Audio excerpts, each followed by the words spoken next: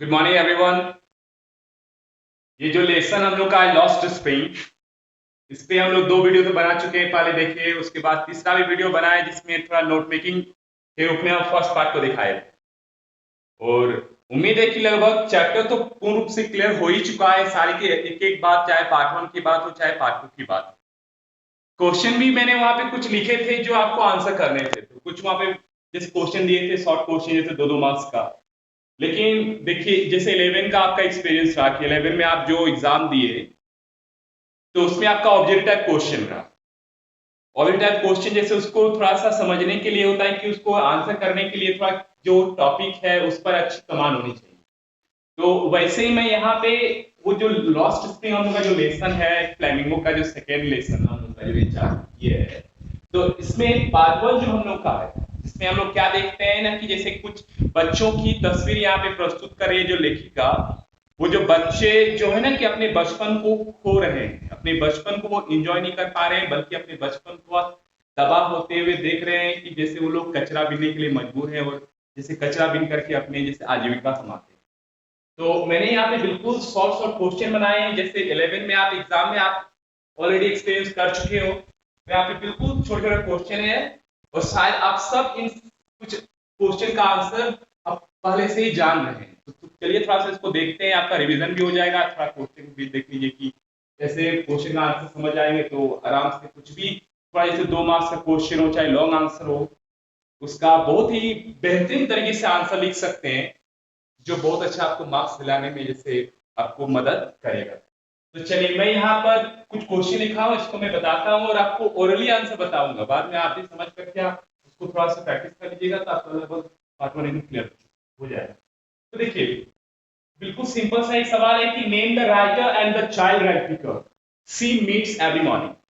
लेखिका का नाम बताइए और वो चाइल्ड रैंकिंगर का। चाइल्ड रैंकिंगर का मतलब एक बच्चा है जो रैंकिंग का काम करता है, जिससे वो हर सुबह मिलती है। तो दोनों का नाम बताइए। तो दोनों का नाम जैसे देखिए बिल्कुल जैसे,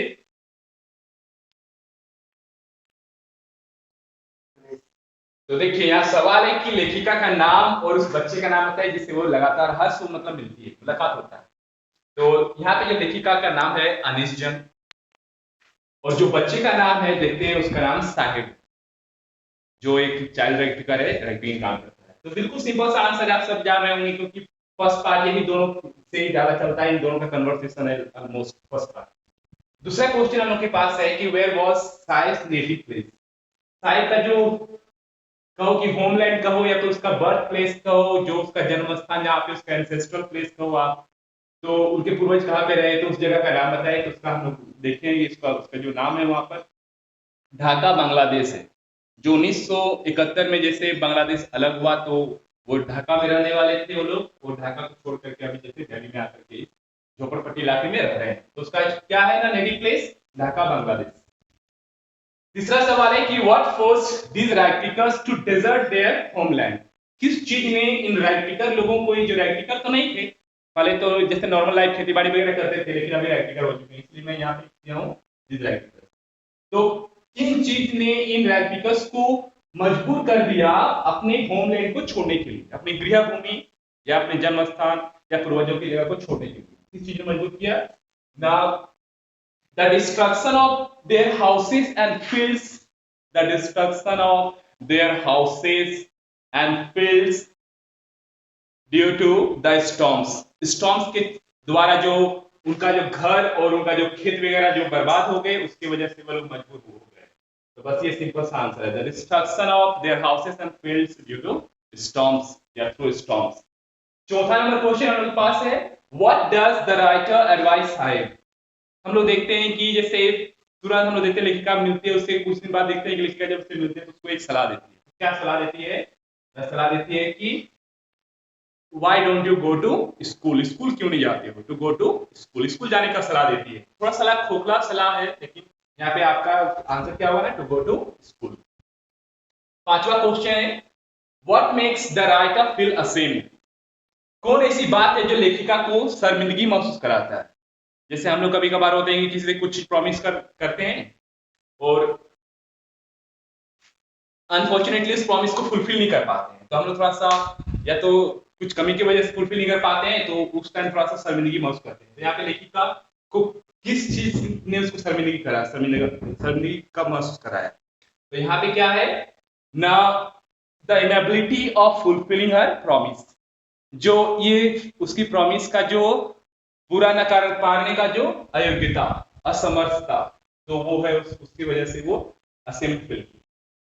नंबर 6 में देखिए क्वेश्चन है कि what is Sahib full name, Sahib का पूरा नाम क्या है, and what does it mean, और इसका मतलब क्या है? साहिब का पूरा नाम और उसका मतलब।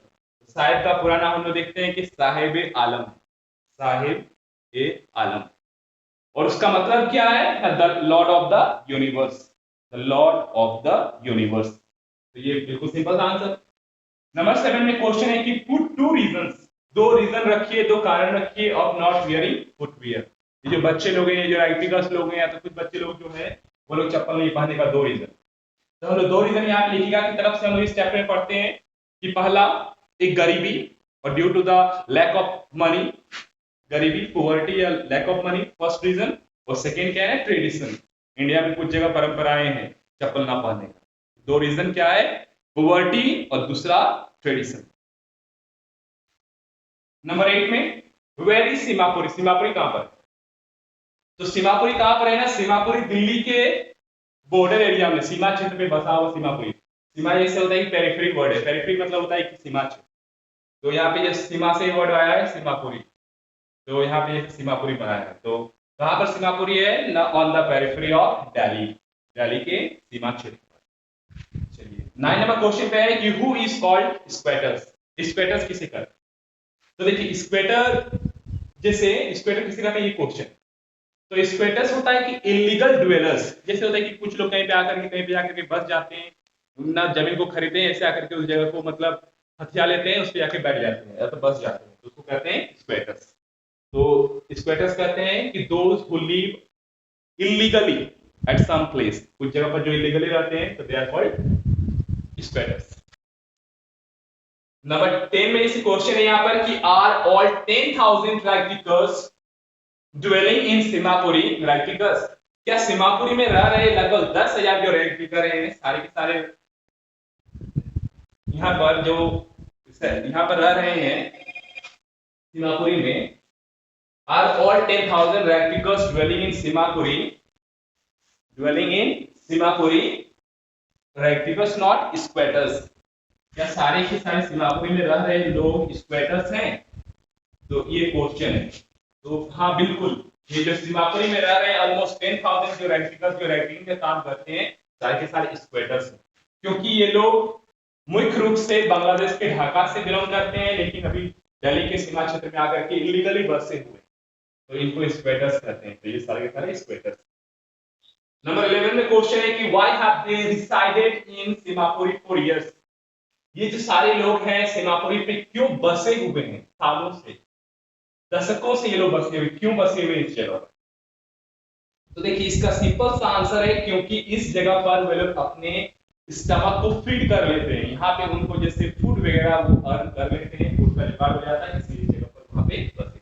जैसे आदमी का फंडामेंटल नीड्स में से जैसे कहो फूड, क्लोथ एंड शेल्टर में, फूड, क्लोथ और शेल्टर में जो मोस्ट इंपॉर्टेंट नीड है दैट इज फूड, वो खाना चाहिए।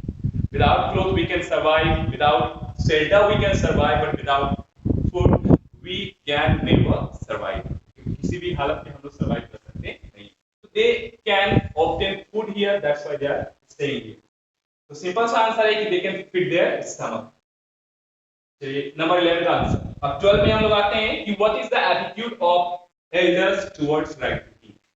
यहाँ पे जो मतलब उम्र दराज लोग, पेरेंट्स लोग, उन लोगों का जो राइट टीचिंग जो काम करते हैं, इसके पीछे उनकी रवैया कैसी होती है? जैसे हम लोग कोई काम करते हैं तो उसके पीछे कुछ अच्छी रवैया होती है, कुछ अच्छे सोच होते हैं, तो उनकी रवैया क्या होती है?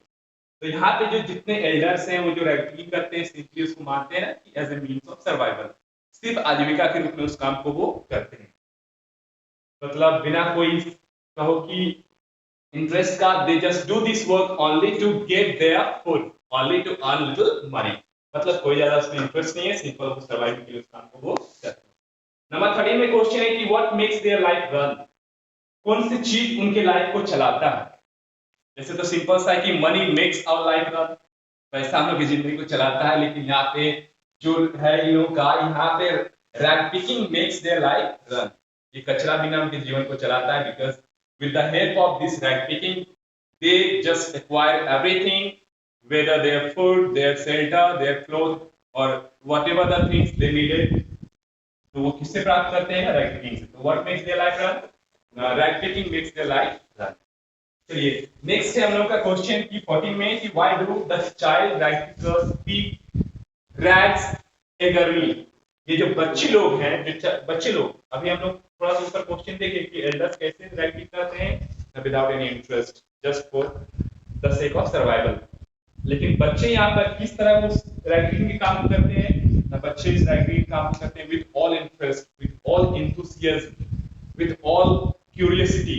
क्यों? क्योंकि उन बच्चों को कभी कभी उस कचरे के ढेर में कभी 1 रुपया का सिक्का या तो 10 रुपए का नोट उसमें मिल जाता है, तो उसको बहुत ही इगरली या तो क्यूरियसली उस काम को वो करते हैं, तो करने में काफी उनको मजा आता है।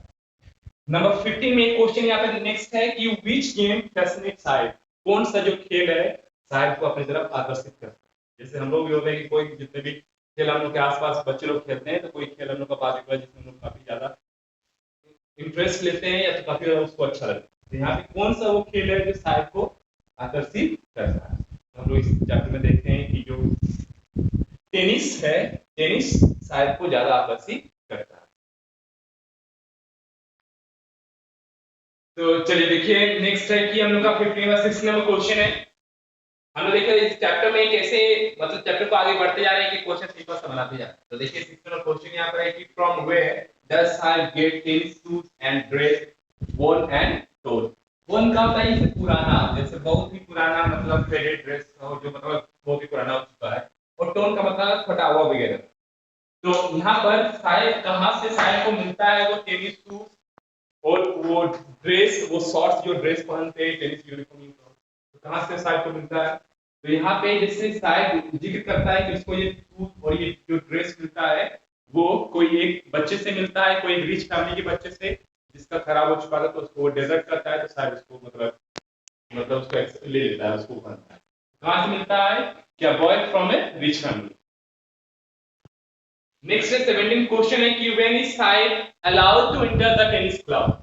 साहिब को कब अलाउ किया जाता है टेनिस क्लब में एंटर करने के लिए, अंदर जाने के लिए कब अलाउ किया जाता है? तो कब अलाउ किया जाता है? When no one is around the tennis club, या when no one is there inside the tennis club. जब कोई नहीं होता है तो जो गेटकीपर है वो साहिब को अलाउ करता है कि जाओ अंदर खेलो, तो साहिब अंदर जाता है, तो देखते हैं कि वहां का जो स्विंग है झूला उस पे वो झूलता भी है।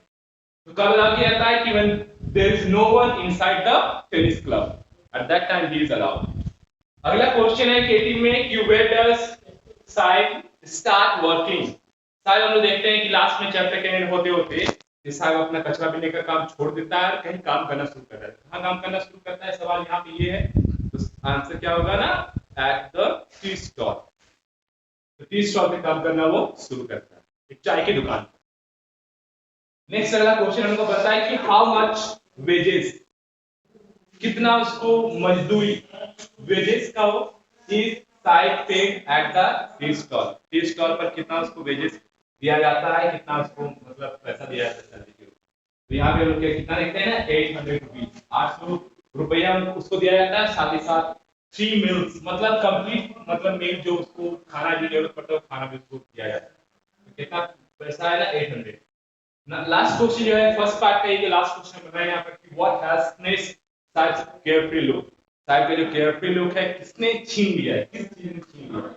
तो यहाँ पे किस चीज ने छीन लिया है ना? वो जो टी स्टॉल में जो गुलामी का वो काम कर रहा है, क्योंकि टी स्टॉल में उसको फील हो रहा है कि he has become a slave.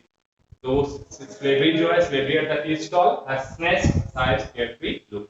तो ये हम लोग का 20 क्वेश्चन है फ्रॉम द पार्ट 1, जो वेरी सिंपल है। आप दो वर्ड में आप आंसर यहाँ पे दे सकते हो। आप इन चीज का थोड़ा सा एक आंसर नहीं कीजिएगा, बिल्कुल सिंपल है। इससे होता है कि आपका एक फर्स्ट पार्ट का एक कमांड आपका अच्छा हो जाएगा और आप भी अपनी तरफ से क्वेश्चन दो चार बना सकते हैं, वो हम लोग देखेंगे आगे, है ना। तो चलिए फर्स्ट पार्ट यहाँ पे एंड हुआ। सेकंड पार्ट का हम लोग नेक्स्ट वीडियो में ऐसे ही हम लोग क्वेश्चन बनाएंगे और सिंपल सिंपल इसका आंसर देखेंगे।